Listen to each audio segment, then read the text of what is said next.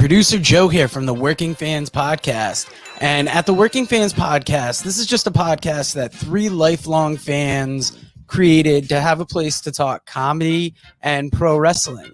Now, our comedy podcast releases every Tuesday, while our wrestling podcast releases every Thursday. We release bonus episodes under the moniker Working Fans Presents every now and then. You can find us on Apple Podcasts, Google Podcasts, Spotify, Breaker, any major podcast provider. The important thing is just please like, rate, review, subscribe wherever you listen to us. Now, we have started a new thing. We are now on Amazon and Audible. So those episodes release every Monday. And that's kind of going through the archives and just releasing our old episodes into new areas. So if you want to live through the process with us again, take that journey with us again, you can find us over on Amazon and Audible. Now, if you can't get enough of us in the audio form, check out our YouTube. It's youtube.com/C/Working Fans Wrestling Pod, or just search Working Fans Podcast on YouTube. We have the whole archive is up there. And if you listen to the Working Fans Podcast, you are more than familiar with the 531. That is our signature segment where we take your top 5 lists on a particular subject, vote it down to a top 3, and then debate it down to a top 1. Now, guys, if you want to hear 3 guys talk shit about comedy, wrestling, life, anything, you will enjoy the Working Fans Podcast.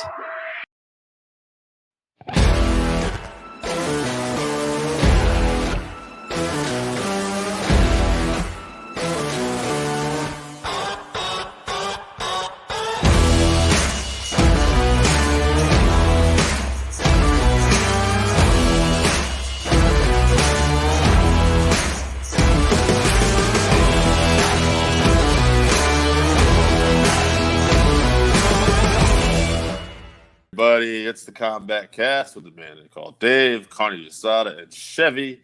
We are all back, and guys, let's talk a little bit about the fight card this weekend. I know we said we were going to talk about Till and Brunson, but actually, it occurred to me we should talk a little bit about Paddy Pimblett too. We talked about it last week, how we were looking forward to this guy. I mean, man, you can't ask for a better debut, I thought, right? Caught one on the chin, a couple times. Showed he had a really good chin, and he showed he was an entertaining fighter who brings it. He came back and got the finish. I think technically he's obviously got some work to do. We hope he keeps developing. But, man, as far as, entertaining and that it factor, off to a great start.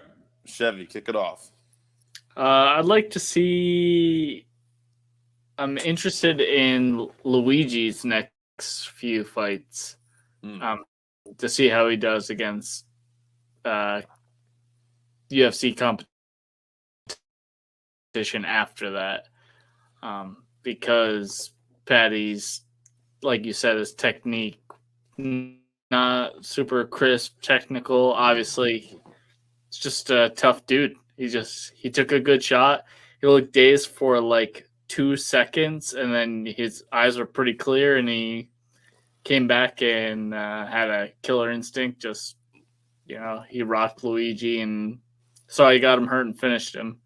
The only way that could have went better for him if it was in London like it was supposed to be, and the crowd would have gone absolutely insane. But obviously, those aren't the times we're living in. So, made the best of the option he was given. Yeah, I agree. And man, he's in a stacked division too. Lightweight. Absolutely. Right now. So, see how many killers are out there. Connie, what'd you think? I would say the way it could have gone better for him is if he didn't get pieced up by some jobber for the first round. Some jobber.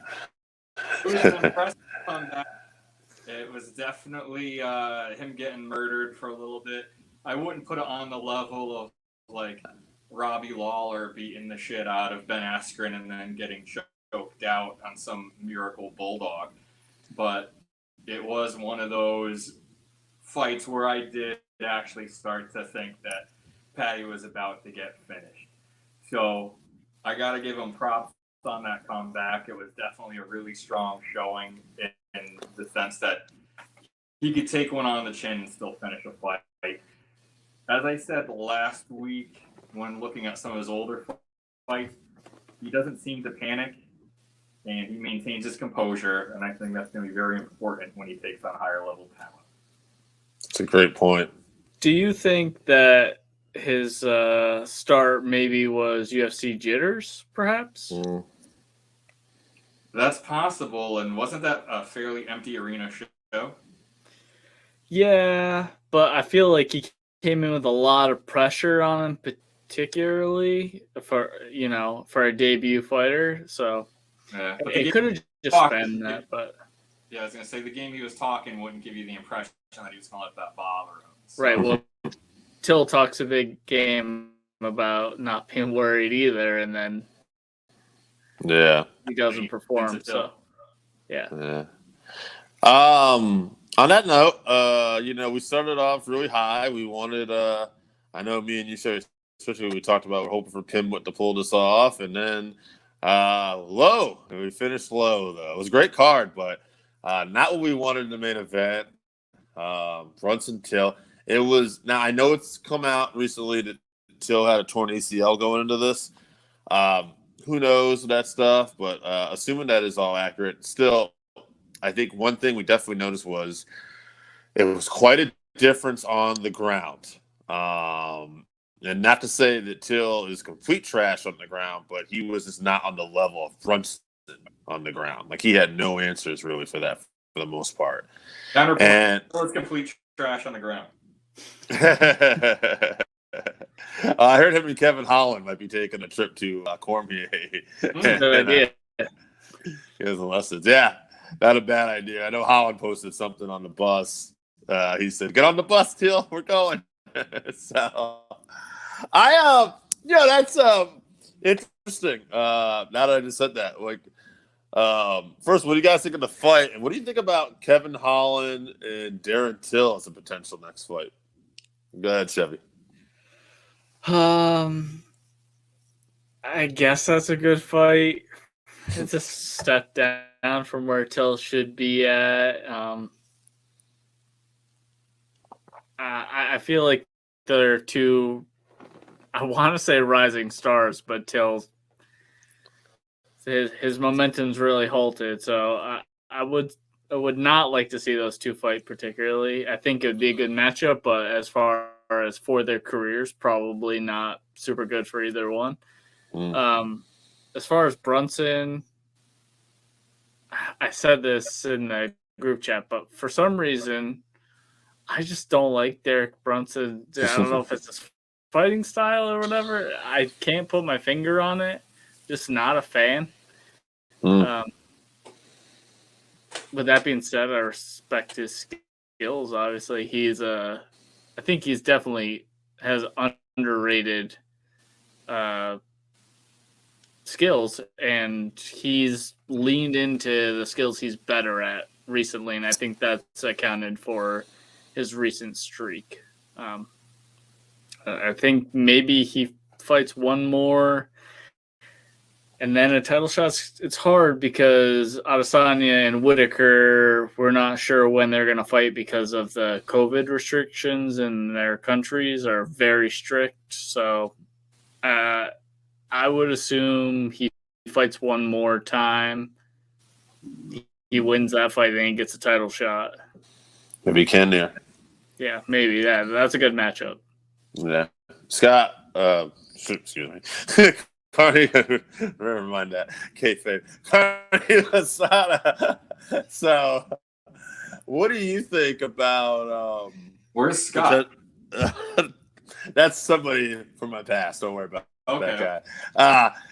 So, what do you think about a potential matchup here? one Holland and Till, and what about maybe Cannonier and Brunson? I do think Cannonier and Brunson is the fight to make, and as for Holland and Till, I don't really hate it. Maybe there's a good chance that they stay standing and can just throw bombs. And I mean, they're good strikers, but hopefully it doesn't go to the ground too much, because after seeing what Till did and after seeing what Holland was able to do with Brunson on the ground, I don't see that being too exciting.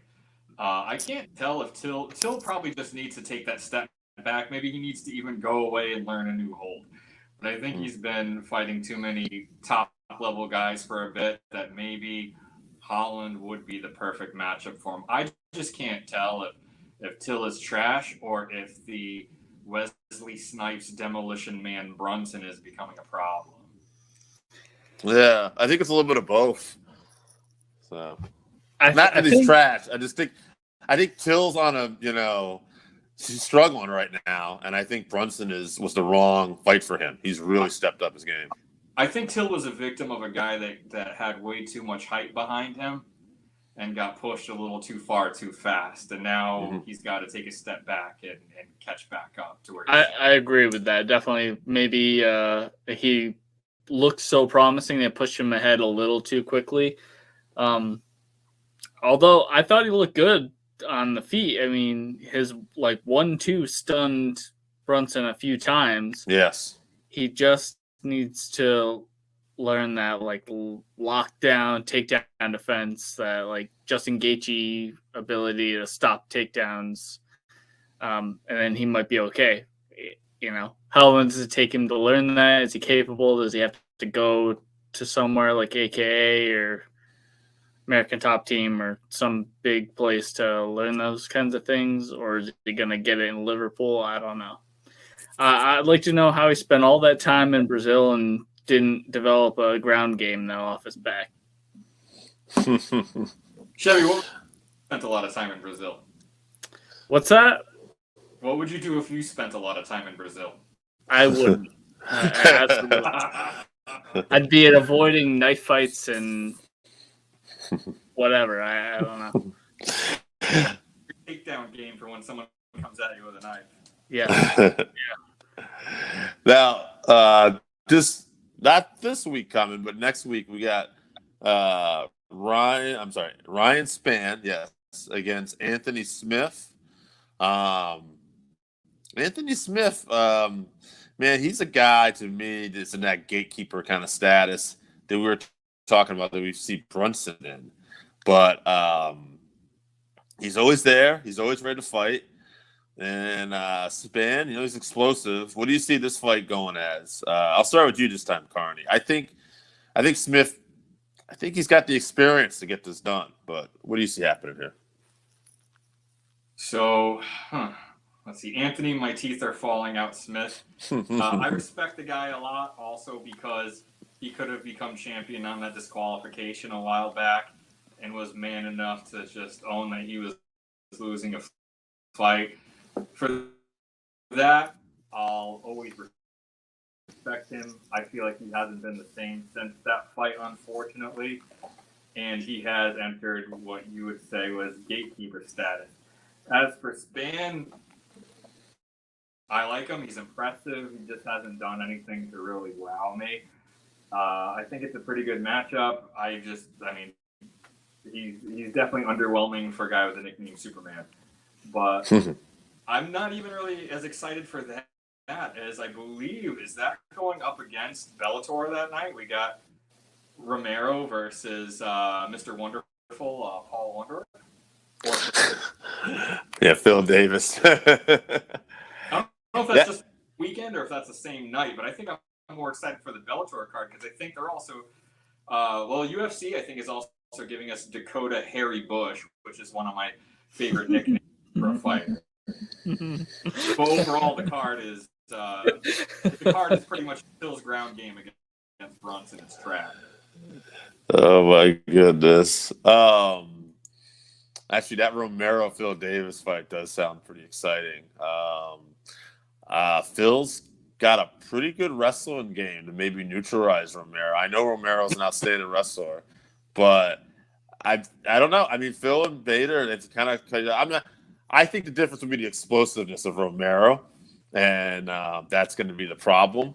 But I mean, I think if Phil can it could be interesting. Let's just say that. I think we're all counting out Phil Davis over here, judging by the way you guys reacted. But I think Phil's got a shot. Although I will say this, I think I was the guy at one point that was before the Ryan Bader King Mo fight one time. I said, King Mo can maybe tie him up. And then it was like 10 seconds later, 50. I'm like, fuck him. All right, I don't think Mo ever won a fight after that. So, when was the last time that you thought that King Mo would win a fight, choreographed or real?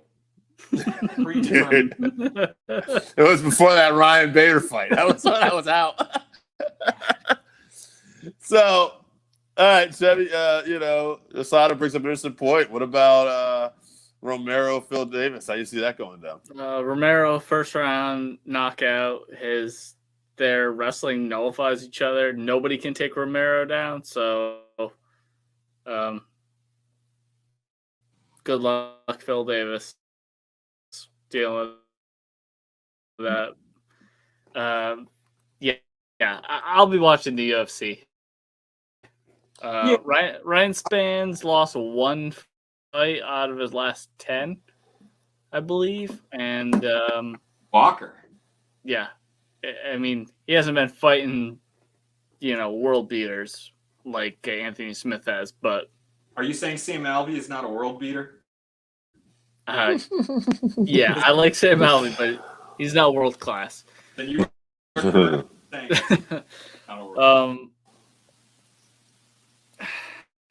Anthony Smith, falling on hard times, big fan, real fighter. Yeah. You know that when he's picking up his teeth and handing them to the ref. Right. That's a different animal. And Glorious punching his teeth out, literally. Obviously, like Carney said, respect him hugely for not pulling an Aljo and taking the title off a DQ from John Jones, even though John Jones is a piece of shit. Known drug user John Jones. Drug user John Jones.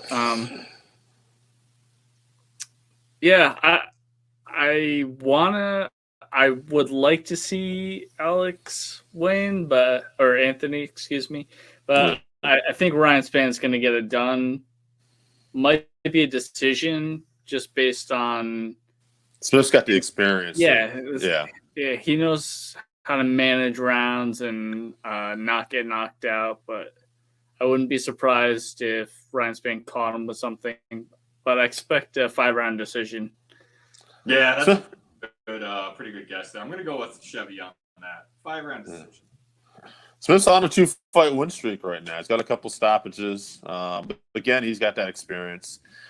Now, another fight upcoming the following week is a big pay-per-view. We'll probably talk about that more next week.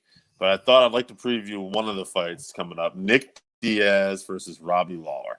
You're actually skipping over the September 11th fight, which will have a commentary from your favorite president, Donald Trump, on some carny-ass Triller card. You're talking about Holyfield and let's Belfort. go back to what you were saying. Wait, is Trump really doing commentary? He is really doing commentary. Yeah, that's really happening. Oh, my Lord. That makes me want to watch it just because that's going to be so ridiculous. Yeah, Cardi, you know what? You got me. But no Triller cards. I'm out on Triller cards.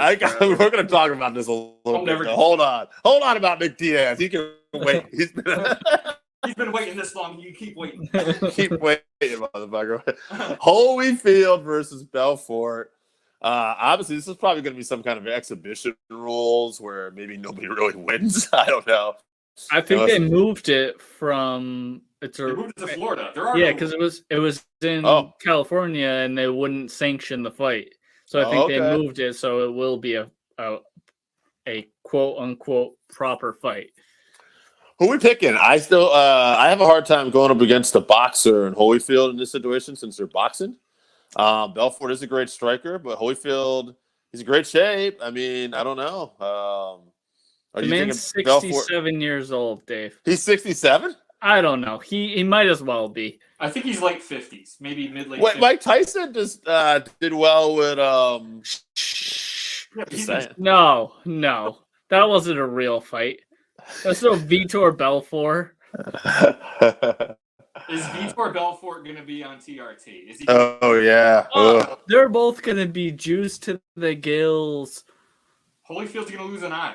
Well, I will tell you this: if this is both of them in their Yeah. prime and just boxing, like Holyfield would get it done. Yeah, they're not in their prime. Neither one. No, they're not. So I'm just saying, like, who's more? All right. So we think Vitor is a good enough striker that he's going to be able to have no issue with this here. I hope he doesn't kill Holyfield in that ring. To be honest with you, You know, I have no seriously hope reason. he does not murder him in the ring. My hope is that Holyfield I hope it knocks him out. That would be great, but that's not happening. I hope Holyfield knocks him out. Belfort's eye. Let me tell you something. You think so? I know Bisping is very excited, and he hopes. I read somewhere that he really hopes Vitor gets battered around the ring or whatever. I don't see that happening, but I'll tell you guys a quick story. So my dad, when I was younger, was into boxing. All right, there was no MMA or anything at the time. We're old, so we're into boxing, and he was he's in the era of like Muhammad Ali. So I'm younger, and I'm literally probably starting watching boxing as Ali's finishing up. Like I remember hearing about the Larry Holmes fight. And then here comes Mike Tyson out of nowhere, and he's got all the hype, and he's knocking people out. My dad's not a huge fan of Tyson because he remembers these glory days of heavyweight divisions of like Ali, Frazier, and Foreman. And I remember you say, it's like, he's good, but I don't know if he's as good as they say, right? Blah, blah, blah. So, and then Holyfield was coming up, and I remember I always liked Holyfield because I saw this guy come out of nowhere, and I thought, And so we watched Holyfield versus Tyson. It wasn't me and my dad, it's someone else, but I said, I think Holyfield's got a shot to do this. And I was like the one guy, and Holyfield, he did it. So I got some kinship with this man. All right. Here we are, 75 years old, Evander Holyfield. Gonna shock the world. I'm calling it. This is the shock master. Yeah, it'll be. I don't know. Like, see what kind of like boxing shit. Yeah, because he hasn't fought at all in like, God, so long. Yeah, that's tough to say. I guess Vitor clearly has to be the favorite for this. Just the fact is by activity and being, obviously he's no joke. So and then TRT. Let's say Holyfield looks okay or whatever. Yeah. So does that fight with Tyson happen after that? Because I'm interested in seeing that. If he doesn't get like wiped out, I'd say yeah. Yeah. Carney, you were saying. I'm sorry. That's. I was just saying that someone's going to throw a bunch of money at him to make that fight happen. Absolutely. Look like absolute shit. Then yeah, people are going to want to see that Tyson Holyfield fight, and they'll probably just do it as an exhibition, but people will give them money anyway. Speaking of bullshit boxing, I heard that Shannon Briggs and Rampage were going to have a boxing match and then fight an MMA fight. Interesting. Which I'm pretty sure Shannon Briggs did a kickboxing match or something, because I remember hearing him, maybe it was on Rogan or something, he was talking about taking a leg kick, and he was about to like tap, and instead he knocked the guy out. So maybe he would agree to something like that. Obviously, he definitely wins that boxing match because they're both 50 years old. Yeah, Rampage would be the one guy to let us down in MMA. He got knocked out. Yeah. I don't want any part of that. I hope that doesn't happen. But they've been at each other on social media for a little while. So, yeah, what I'm wondering actually, though, do you think if Belfort wins, decisively too and knocks him out, do we get a Belfort Anderson Silva boxing match? Yeah.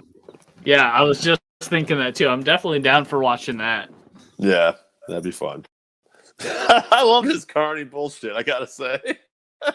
No If offense he's to not Chris fighting Company. Jake Paul next, if Anderson Silva's not fighting Jake or Logan Paul or some shit like that. They haven't got me to like part with my money yet, but I feel like there's the right element of Carney bullshit that I might part my money with at some point. The one fight I might consider giving someone money for would be watching Anderson Silva punch Tito Ortiz in the face. Right, that's another one that might happen. Right. Isn't Tito supposed to be boxing someone too? Supposed to be walking Silva. That's the talk right now. So yeah, Silva yeah. fuck him up. Oh yeah, that's. Tito was as it is. Tito wasn't a good striker when he was in his prime, right? And Anderson just be. Was it Roy Jones? No, Julio Cesar Chavez Jr. Chavez Jr. Right. Yeah. So, Jones fought Tyson. Yeah. So Tito needs that money after resigning from his mayor job or whatever. Unmasked kids. Anyway, thanks, Tito. Anyway, back to Nick Diaz. Nick Diaz, Robbie Lawler. Show. Yes, Nick Diaz, Robbie Lawler.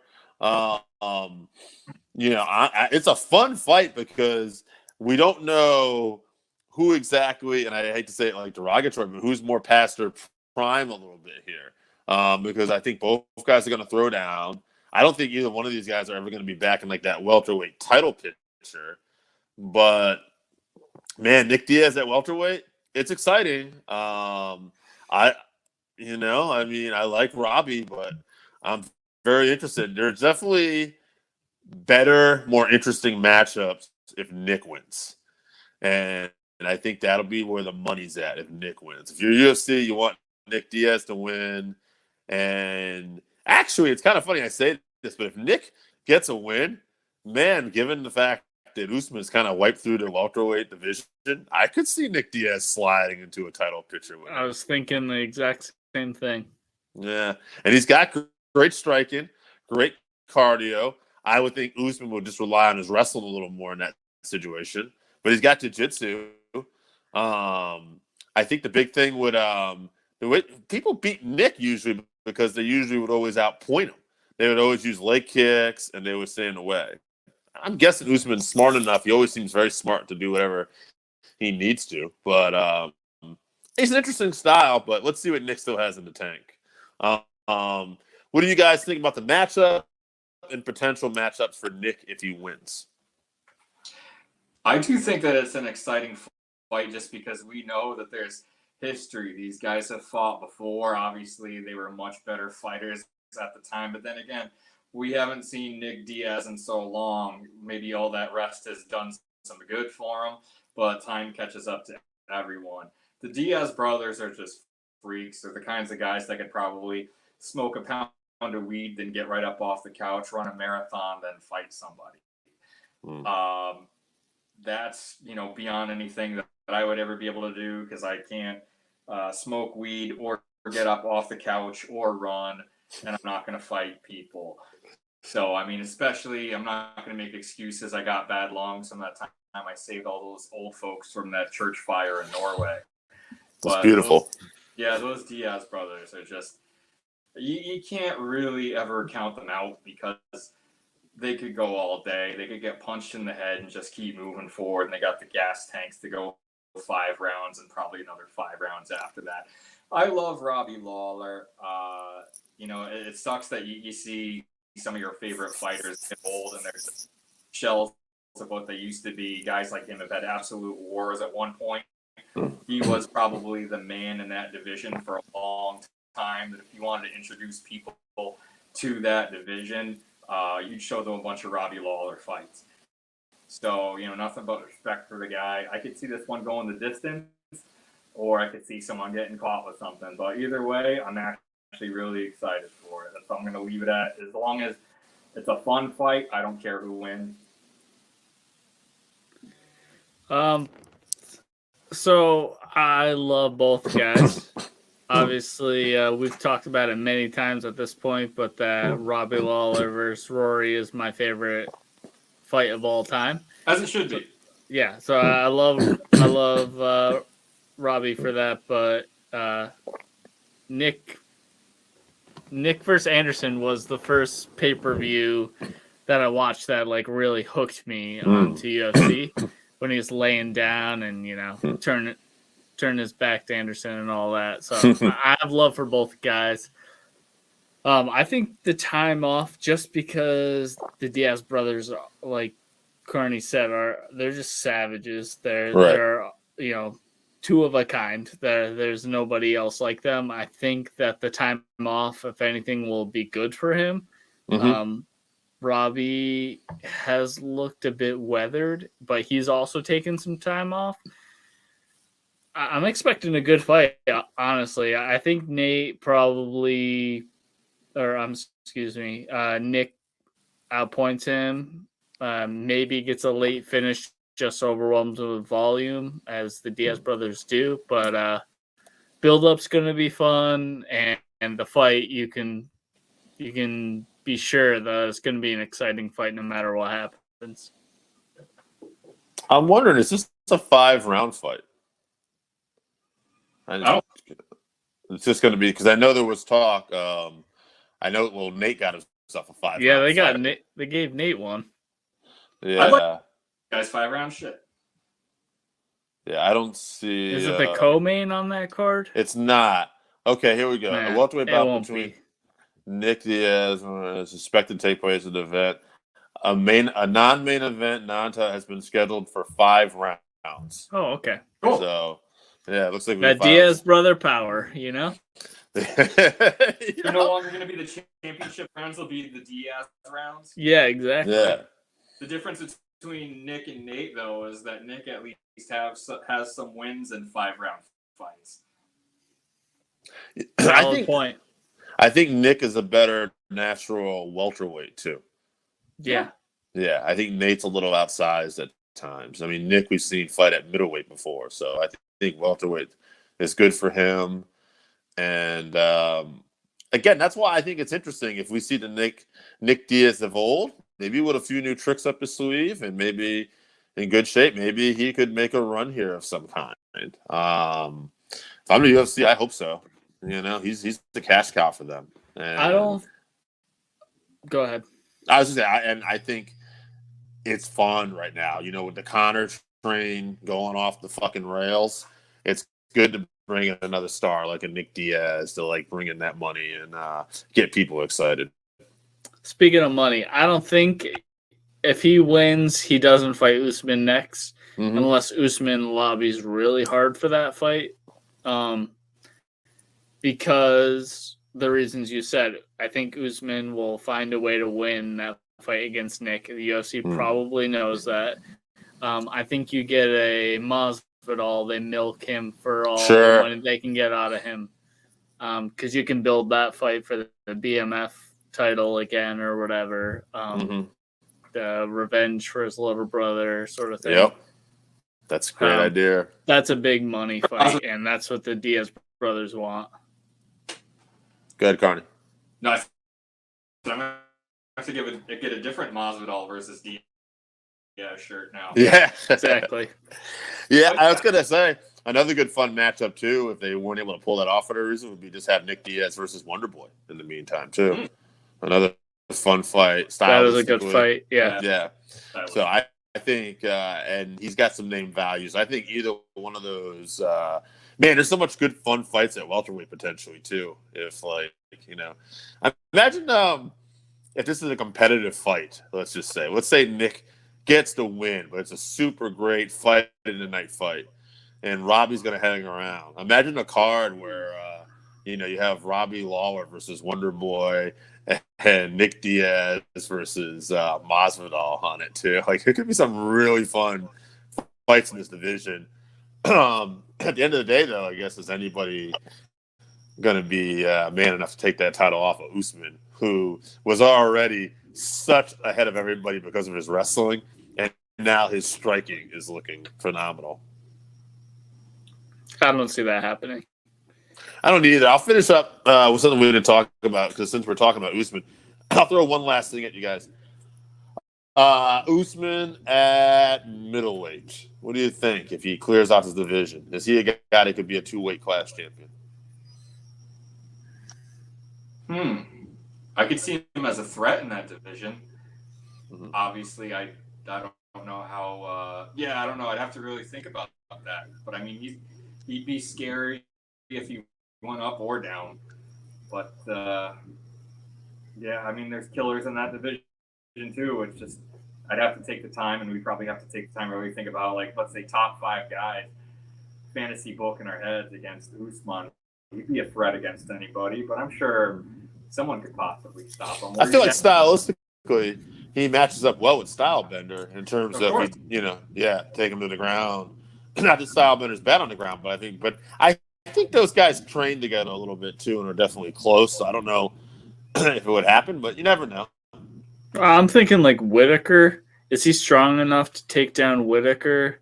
He's definitely not good enough on the feet to beat Whitaker. With Whitaker's style, he'd be in and out. So I don't know. It'd be tough. I think it'd be much more of a challenge, and he would have to hope his strength translate to middleweight to be able to secure those takedowns, because there's guys up there that their striking is higher level than Usman's at this point. Go ahead. I was just say that's why I'm excited for the rematch between Adesanya and Whitaker, is because as far as it wasn't like it was a lucky win for Adesanya. He definitely beat the shit out of Whitaker, but Whitaker may not have been 100% in that fight. A lot of fighters aren't, but I think that when it comes to striking, his boxing, he's just his power. I think he is far ahead of a lot of people in that division. So yeah, you put him against Usman. I totally agree with you guys, but I think that he would definitely be a threat to him. He's so explosive, like his striking especially, but he has great hips too for takedown defenses. I just think he would catch Usman with something, and I think it's still an even fight between him and Adesanya in the next one. Yeah. Rounds with Romero. Right, exactly. Yeah. Yeah, people, I mean, like when you're talking about the best middleweights of all time, I don't know if Robert Whitaker gets the love he deserves, because I think a lot of people are writing him off and thought, Jared Cannonier was going to be the guy to like knock him off the division. But when you look at Whitaker, his resume, it really almost looks like, and I'm not trying to take anything away from Adesanya, who was great, but it almost partly looks too like Whitaker had a bad night that night too. When you look at the rest of his fights and how he's done, it's almost like, not saying Adesanya wouldn't beat him again, but it's kind of like, I feel like we're going to get a different matchup this time. It's like Aldo and McGregor. I mean, Aldo was a dominant champion for many years. He had one bad night, got caught. You do that fight 9 times out of 10, that's probably not going to happen ever again like that. Mm-hmm. That's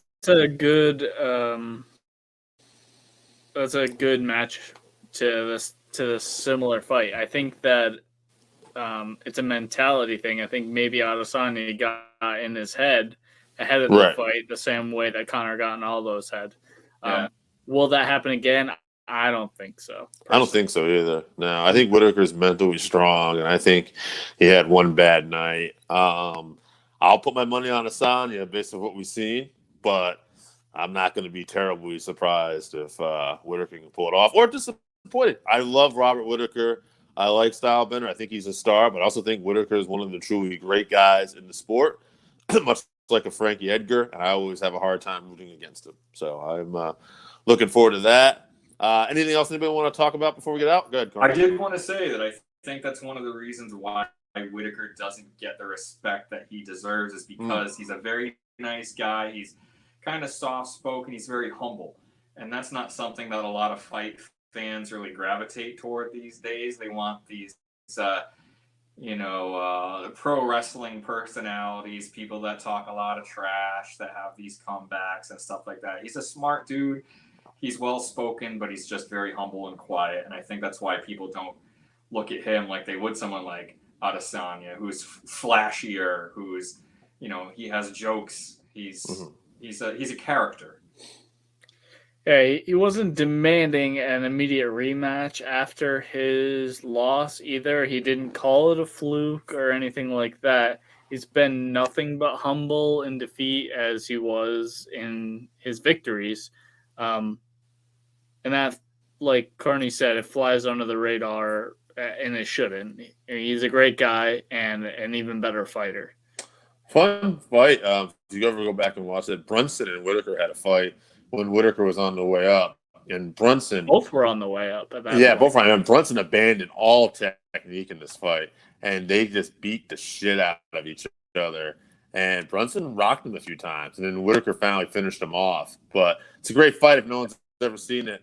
Brunson versus Whitaker, and it makes me wonder with both these guys. If Whitaker does win that title and Brunson on his way up, another potential maybe rematch there. Derek Brunson putting himself. If we go full circle, we've started to talk about Brunson. Maybe if we go full circle and Brunson ends up back in the title picture at some point here. Yeah, if he's fighting the Wesley Snipes Demolition Man Brunson, he's gonna have to actually kick his head off. Like, I'll give Brunson credit. Brunson actually did post in the comments or something. He said something about blonde-haired Brunson is undefeated.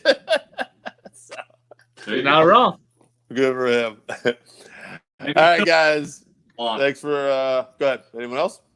Oh yeah, I got a question. Sure. How does everyone feel about that Khalil Roundtree kick to the knee? I want to know your guys' thoughts.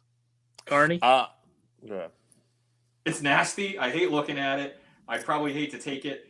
I'm not the person to say whether or not that should be legal. I think it's fucking gross. I've never been a fan of it, but that's not my decision to change it. Yeah, I just never want to see it again just because I never want to see it and think about it. Yeah, I'm kind of in the same boat. I'm not a fan of watching it. It's effective. He didn't do anything wrong. It's in his skill set, but I definitely. You know what'd be funny though? We're going to bring this up though. I wonder how it would affect a guy like John Jones for many years who had that in his skill set too. Or just a lot of that Greg Jackson camp in general who like to use that too. Yeah, I don't know. Like the argument's always like, we're trying to take a knee out, we shouldn't do it. But then it's like, you're in a sport where you're trying to inflict as much damage to people's heads and stuff too. I don't have a problem with it if they did rule it out. It's because I think it's easier to seriously injure. This doesn't get brought up, I don't think. Yeah, it takes a lot of shots to the head or different things to cause. That's accumulative damage. But one good shot to that fucking knee with the right kick in one fight is a much higher chance of ending your career. It's not even your career. It's life altering. Right. I'm just expecting that one of these weeks after one of those fights where John Jones or someone wins with that, I'm going to be woken up at 1:30 in the morning by a text from Dave that says, it was a legal kick. It's a goddamn legal kick. Acknowledge him. All right, guys. On that note, this is the Combatcast. Chevy, Asada, Dave, we're out.